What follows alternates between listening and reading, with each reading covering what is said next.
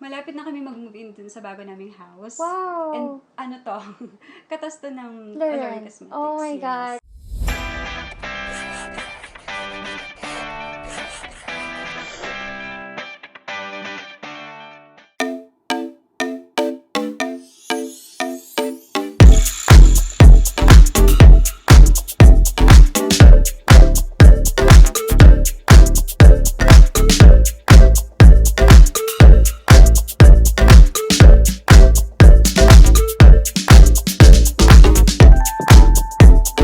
Hey guys, it's me again, Anne Christine, and welcome back to another vlog. Sa lahat ng mahilig sa makeup, please stick with me. And lalong-lalo na yung mga nag-a-aspire na magkaroon ng sarili nilang makeup line.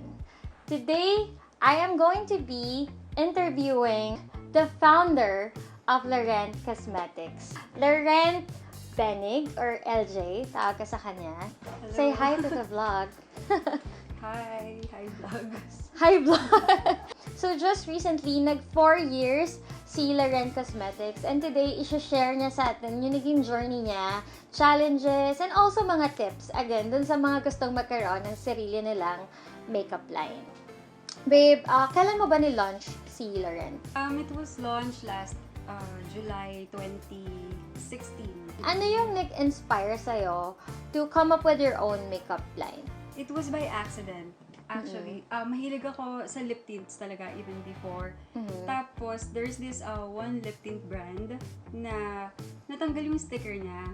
Okay. Tapos, true story to, itatanggal talaga yung yung label niya. Tapos, sabi ko, bakit hindi kaya ako mag-create ng sarili kong lip tint line? Hindi pa uso yung mga lip tint nun. Hindi pa ganun kadami. What I did, minessage ko yung owner nung sa lip tint. So, nag-rebrand ako. At first? At first, yes. Sabi niya sa akin, yes, okay lang. Sabi niya, pwede kami mag-supply without a label, ganyan. Famous yung lip tint na to. Okay. Parang Tapos, alam ko na, pero wag na nating pangalanan. Oo, pumayag naman siya. And then, sabi ko, sige, try lang natin. Yung first 100 pieces na in-order ko, sold out siya in 3 days. Parang, nagulat din ako sa demand na parang, oh, ano pala, may, ano pala to, potential talaga. Tinry ko siya na maglabas ako ng mga city distributorship packages, reselling packages. After a month, merong unang nag-sign up sa akin na city distributor. So parang ako, oh my God, meron. Oo, merong may gusto. Merong nagtiwala sa akin. And sa mga hindi nakakaalam, medyo pinopost niya yan sa Instagram. The OG8, yung tawag niya dyan. Doon, you started with 8 na lip tints lang talaga, no? Yes. Ito yung classic tints namin. We have 8 shades na una naming nilaunch. Yung pinakasikat na Bad Girl, and then Bully, Honeydew, Pinkie Pie, Fluttershy, Hot Gossip, Sweet Nothing, and then yung Twilight. Memorize mo talaga lahat. Yes, by heart. And grabe. Kung mapapansin ninyo, yung names ng ibang mga lip tints doon, mga characters sa My Little Ponies, because that time, yun yung favorite na laruan ng daughter ko. Favorite ko dyan, alam niyo naman, sa mga nagpa-follow sa akin sa Instagram stories, Bad Girl talaga. 4 years ko nang ginagamit yung lip tint na yan. I-walk through mo naman kami dun sa planning stage. Kasi it's by accident, no? Naging matagal ba yung planning na process? Niregister ko na siya agad sa DTI. Tapos parang, nag-start na ako mag-send out ng mga lip tints sa mga ibang kilala ko ng mga celebrities. Okay. Nag-start lang ako so, sa mga influencer marketing talaga? Nag-start din ako doon sa mga kilala ko lang muna. Mga kilala ng friends ko, ganyan. Tapos eventually, nagustuhan nila kasi nga that time, hindi pa talaga sikat yung lip tint. So parang, ang mura nito. Kasi before, mahal pa yung yung magandang lip tint before is Body Shop. Body Shop or which is ang mahal. Mga Tony Moly. Yun. At that time, binibenta namin yung lip tint namin. Una ko siyang nilabas, it's 149 pesos. Sobrang mura na. So, balik tayo sa planning stage. Kunwari ako, gusto ko magkaroon ng sarili kong makeup line. Ano yung mga kailangan kong i-consider sa planning stage? Well, first is kailangan mo ng magandang supplier. Kailangan mo ng okay na manufacturing company. syempre nag-start ako with rebranding. Pero eventually, if you will expand, kailangan mo humanap na ng ka-tie-up na manufacturing company because gusto mo maging legit to. Gusto And mo, sarili mo na na-formulation. yes. Okay. Parang dapat meron kang unique formula para sa own products mo. Pero para dun sa mga magsa-start, I think rebranding is a good start. Then second, kailangan mo ng labels na maganda. Okay, so packaging, no? Packaging. Because ngayon, since ang dami ng players, kailangan mong sumabay, hindi lang basta niliptin ka nilabas. Kailangan magkaroon ka ng edge na maganda, appealing, IG-worthy. IG-worthy talaga, no? Millennials. Kasi, social media is a very powerful tool. Kailangan talaga makatch mo yung attention nila dun sa packaging. Pero before, aminado naman ako na syempre nag-start kami na hindi pa ganun kaganda yung mga packaging. Siguro kailangan din nilang mag-check ng competitors, no? Kailangan nilang magmasid-masid sa online, kung ano yung kung ano yung pegs ng other kung gusto brands. Kung gusto ba nilang magkaroon ng sariling, kunyari, mag-focus sila sa browse, maglalabas sila ng products na for brows lang talaga, or for the lips lang, for eye makeup, ganyan. Kasi hindi pwedeng gusto mo lahat. Oh, okay. Kailangan focus ka muna sa isa. At least yung first collection mo, naka-focus sa isang ano talaga. Para alam din ng tao kung ano yung unang signature na product mo. Kailangan meron kang flag bearer talaga.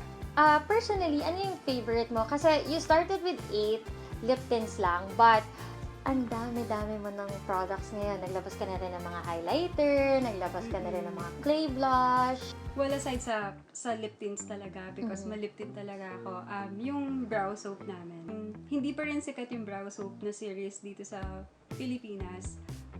Gusto ko na siya kasi meron akong nakita ng mga Hollywood artists na ganun yung ginagamit nilang trick para maging parang feathery yung kanilang brows. And then, yung last namin na nilabas, yung airy tint. It's very special, kaya pinangalan ko rin yun dun sa mga closest friends ko. Lizelle, Nicole, Laurent, and Jessica.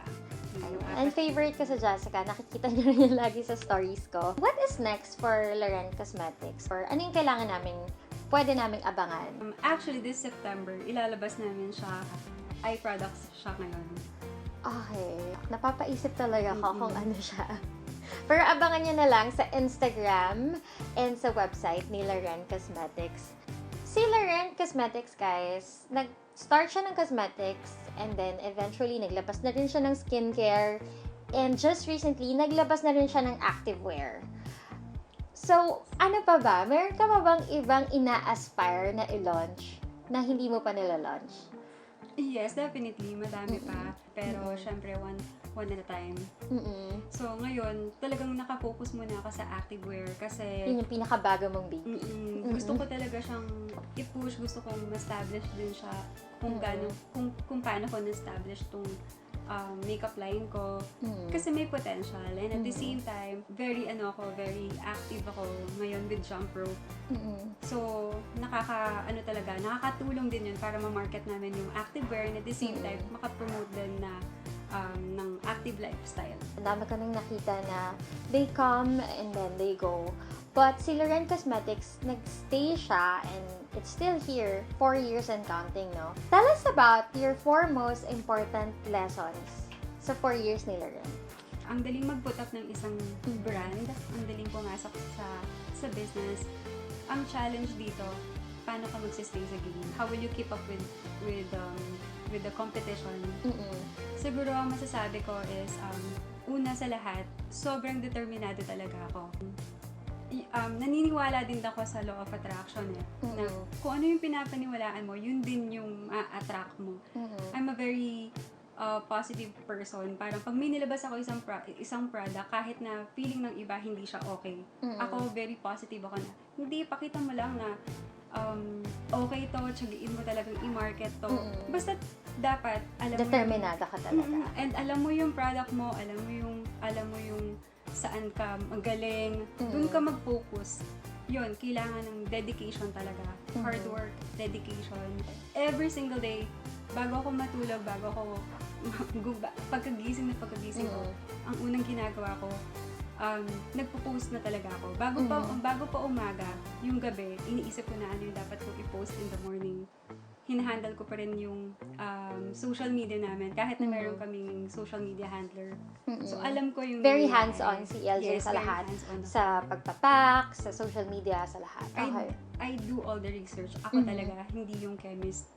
Ako yung magsasabi na parang, ito yung gusto kong product eh. Tapos, papagawa ko sa kanya, gagawa niya ako ng sample, and then, pag-approve na sa akin, ilo-launch namin. Pag hindi approve, gagawa siya ng panibago. Another version. Yes. Pag hindi talaga namin nakuha, move on kami sa ibang product. So, research talaga. And then, the last lesson.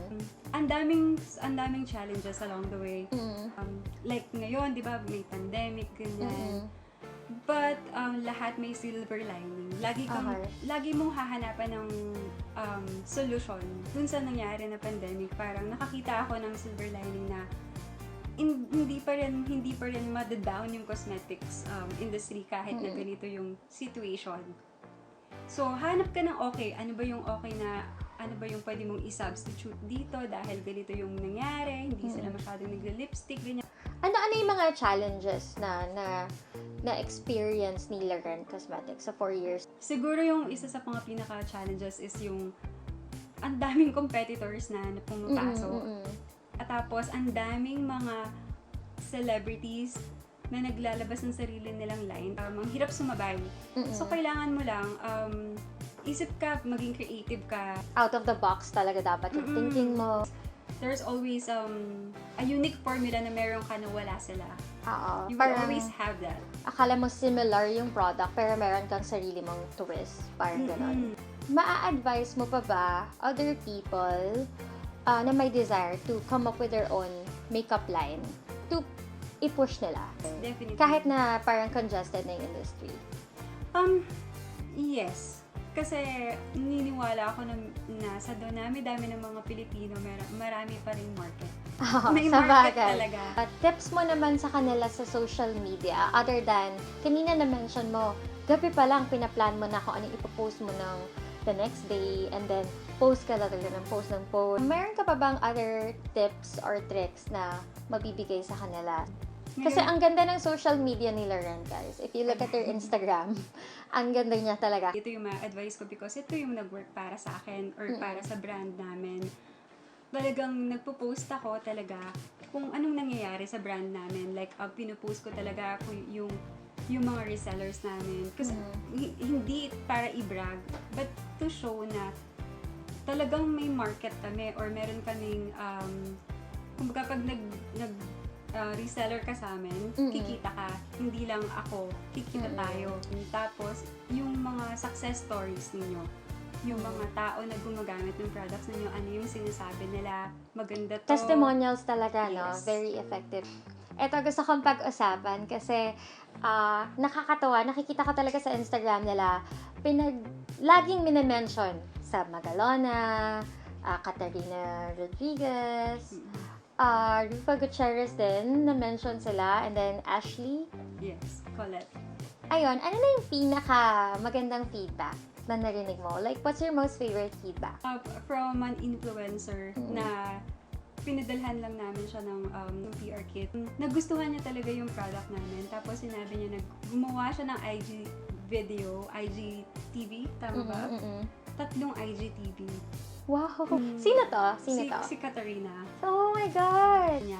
Siya mismo yung nagsabi na parang because a lot of people are asking ano yung ginagamit ko na lip tint, I decided to create an IGTV para ipakita yung ginagamit ko. And talagang pre-note niya yung lahat ng shades namin. Wow! Okay. Tapos ang sinabi niya, this isn't sponsored, I just really love their lip tint. Because it's really not sponsored. A lot of you guys really do ask, which is why I was like, oh, let me do this video. And this isn't sponsored. I'm just really a fan of their lip and cheek tint. And I've tried so many. Sinama niya rin kami dun sa feature niya sa magazine. preview. Yes, sa preview. Oh, okay. So, na-mention din kami dun because of her. yung pinaka-recent namin is with Ashley Colette naman. Na-feature kami sa preview. Because sobrang gusto niya yung brow soap namin. So, eto again, hindi sila paid. Oo. Sobrang gusto lang talaga Just nila. really honest testimonials na sobrang happy nila sa product. They just really had to share it. Kinikilig talaga ako. Yung parang nagpa-fanning moment din ako na, oh my God, gusto talaga nila. Alam mo yun? I think sobrang dami mo nang na-share sa amin. And very useful and very inspiring about Laurent Cosmetics na maa-apply ito. Not just yung mga gustong mag-start ng own cosmetics line nila, but gustong mag-start ng any business in general, diba? About determination, about hard work, about marketing. If you guys cannot come up with your own cosmetics line yet, pwede din silang maging reseller. Tama Yes. ba? What do they do if they want to be a reseller ng Laurent? Or distributor? Yun. You can slide us a DM kahit sa personal Instagram or Facebook ko. We have pretty competitive schemes for you na mag-earn din talaga kayo. Actually, even abroad, nakakakita ko. Meron kang Malaysia before and then Dubai. Parang meron din. Yes. Meron kami sa UAE. We have 6 sa UAE, Qatar, Kuwait, Hong Kong, Japan, Malaysia, Taiwan. Nakalimutan kong i-mention kanina na dun sa mga gustong mag-push ng business, it's very important na meron kayong goal setting. Kasi kapag may goals ka, kapag meron kang gustong ma-achieve, gagawin mo talaga pag tutuunan mo ng pansin yung business na to kasi gusto mong mag-expand, gusto mong lumago yung business or gusto mo siyang mag-grow talaga because gusto mong magkaroon ng ibang business, gusto mong magkaroon ng bahay, ganyan. So, eyes on the goal lang talaga. Yes. Because I'm really happy and equally proud na dahil sa Laurent Cosmetics, nakapag-put up ako ng ibang mga business and at the same time, na-release ko yung family ko dahil lang talaga dito. So, ito talaga yung bread and nakakapag-provide butter ka ko. talaga. Yes. And malapit na kami mag-move in dun sa baba naming house. Wow! And katas to ng Laurent. Cosmetics. Oh my Yes. God. Very beautiful yun talaga na success story, no? Yan, congratulations sa Thank 4th you. anniversary ni Laurent. And guys, abangan natin yung ila-launch nila na eye product ngayong September. Thank you so much guys for watching, and as usual, I'll see you in the next one. Thank you, LJ. Thank you. And thank you, Mom Anne. She Talks.